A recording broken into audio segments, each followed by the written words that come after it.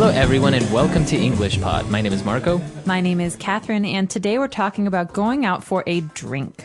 That's right. We're going to a bar and we're going to order cocktails. So we're going to learn all about the different types of cocktails and a little bit more language that you can use at a bar. Exactly. So let's take a listen to today's dialogue. We'll be back in a moment.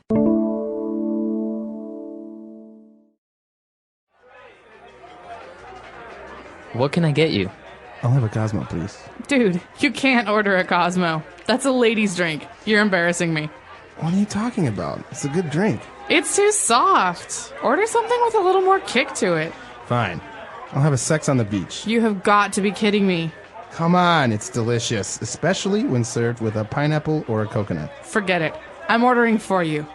I'll have a scotch on the rocks, and my friend here will have a Manhattan. Put it on my tab. Here. Now this is a real drink. That's strong. This is going to get me wasted. That's the idea. All right, we're back. So now let's take a look at some of those drinks on Language Takeaway. Language takeaway. So in Language Takeaway today, we're going to focus on the names of drinks. So we heard 4 of them in today's dialogue. What was that first one, Marco? The first one was a Cosmo, or also called a Cosmopolitan. Okay, so this is something, if you watch the TV show Sex in the City, you will have heard before, because the girls always order Cosmos. Now, a Cosmopolitan is served in a martini glass, right? Right. You've seen the martini glass. It kind of looks like a triangle.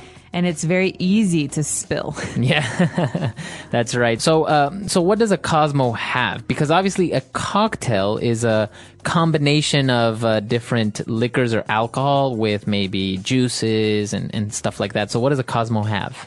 That's a good question. Cosmo is a vodka drink, I believe, and it's served in a martini glass.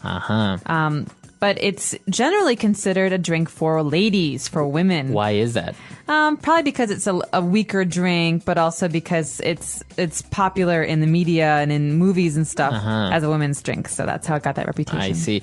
All right, very good. So that's what a Cosmo is. Now, if we move on to another very popular drink, a little bit more tropical, I think everyone always has it in the Caribbean or when they're on vacation at the beach. It's called a Sex on the Beach. Okay, this name might make you laugh because Sex on the Beach, it's very descriptive, but it's actually a very common drink. Right. And in the dialogue, he talks about how he likes to have this drink served in a pineapple or a coconut. So that means it's very fruity, and I think it's a rum drink, right? Yeah, and it usually has either coconut juice in it or maybe some pineapple juice. Very fruity. Very fruity. I think they add a little bit of vanilla or even ice cream, or milk or something like that. So it's very fruity. It's kind of like a milkshake with liquor. Weird. Yeah, I don't know that I've ever had one, but this is the part of the dialogue where his friend says, "Come on, you need to buy something that's more manly." He orders a scotch on the rocks instead. Okay, so a scotch is a type of liquor. It's a whiskey. That's right. Scotch whiskey comes from Scotland, and it's a whiskey drink, and basically Scotch on the rocks means Scotch poured over ice. So in this case, rocks means ice, and you'll hear this often. Do you want that on the rocks? Do you want that on ice? Right. So you don't say I want whiskey with ice, or you don't say I want scotch with ice. You can just say on the rocks. Scotch on the rocks. So maybe if you're ordering a rum drink and you don't want it mixed with anything, you can say rum on the rocks. On the rocks. Very good. And not only are we ordering a scotch on the rocks, but we're also ordering a Manhattan. So what does a Manhattan have? All right, a Manhattan is a very strong cocktail. It has bourbon, which is a kind of whiskey. It's an American whiskey. It has vermouth, which is also a very strong ingredient. It has bitters. What is bitters? Bitters is another kind of ingredient that is often used in cocktails to make things bitter. Okay. So it's not a sweet drink. No, it's not a sweet drink. Although they sometimes put a little bit of lemon or orange rind in the drink, and that's the skin of the orange. Okay. So both these drinks are pretty strong. They're very interesting, though. All the ones that we've seen, the Cosmo, the Sex on the Beach, they're all called cocktails. And a cocktail has the characteristic that it usually has alcohol, right? That's right. So cocktail is is a mix of different ingredients, but is an alcohol-based drink. Okay. You can also get non-alcoholic cocktails, so there is that option. All right. Very good. So why don't we take a break? Let's listen to the dialogue again, and we'll be back in a bit with Fluency Builder.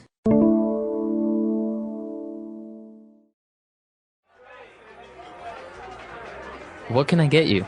I'll have a Cosmo, please. Dude, you can't order a Cosmo. That's a lady's drink. You're embarrassing me. What are you talking about? It's a good drink. It's too soft. Order something with a little more kick to it. Fine. I'll have a sex on the beach. You have got to be kidding me. Come on, it's delicious, especially when served with a pineapple or a coconut. Forget it. I'm ordering for you.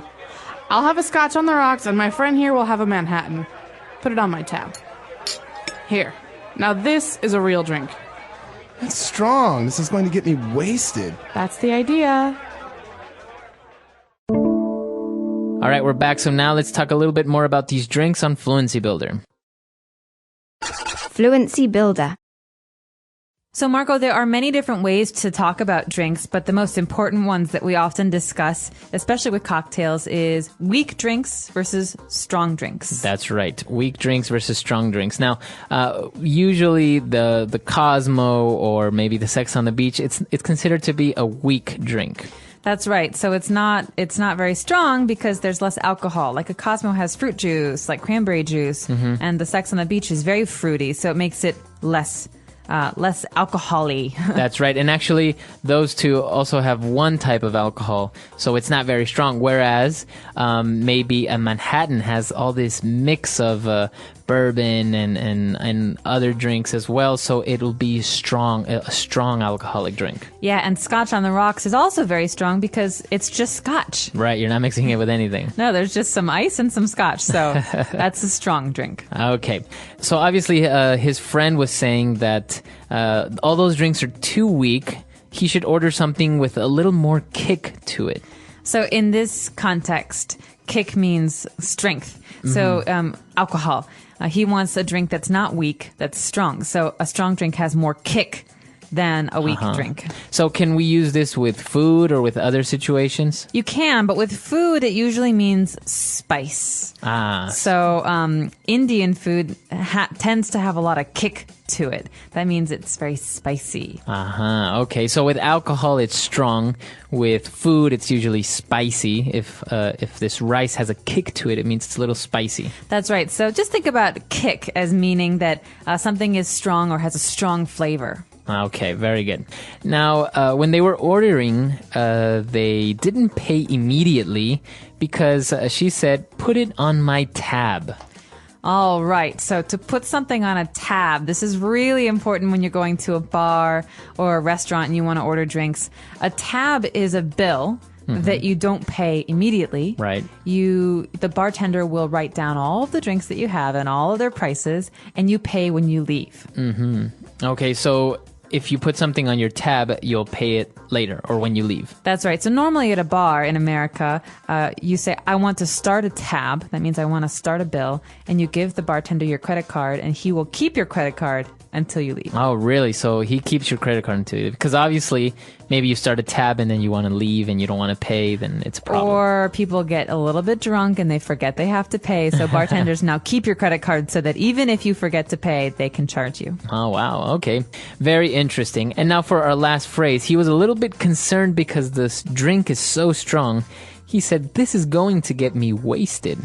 Okay, so to be wasted or to get wasted means to get very, very drunk. To drink too much. So if you say, "I'm wasted," it means I'm very drunk. I'm very drunk. Or you could say, "Oh, look at those boys over there. They're all wasted. They're all, being drunk and sick," and yeah. Okay, so it's a very informal, very casual, kind of a colloquial way of saying being drunk or being intoxicated. That's right. So it's something we often use with friends or as, with young people, but it's not something you want to use in your English class because it's not a good thing to be. It's not a good thing to be wasted. Okay, very good. So now let's take a break and listen to our dialogue one last time, and we'll be back to talk a little bit more.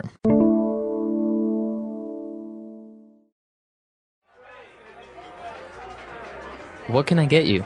I'll have a Cosmo, please. Dude, you can't order a Cosmo. That's a lady's drink. You're embarrassing me. What are you talking about? It's a good drink. It's too soft. Order something with a little more kick to it. Fine. I'll have a sex on the beach. You have got to be kidding me. Come on, it's delicious, especially when served with a pineapple or a coconut. Forget it. I'm ordering for you.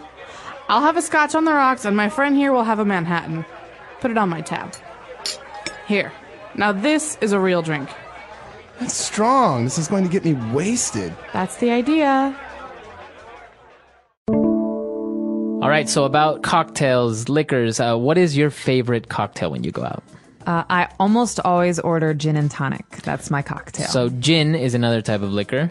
That's right. Gin is another type of liquor like vodka or whiskey. It has a very unique taste. And tonic is a kind of water, but it has, a certain flavor to it, right? It has a flavor to it. So gin and tonic usually has some gin, some tonic water, and some lime. But the tonic water is kind of bubbly, That's right. It's bubbly. So I like bubbly drinks. So you like champagne and stuff like that? Yes, exactly. I see. What's your favorite? I am a whiskey guy, and so I usually order something like this, scotch on the rocks, or something. I never like to mix it with anything else. And especially I really don't like having sweet drinks. So you're a purist.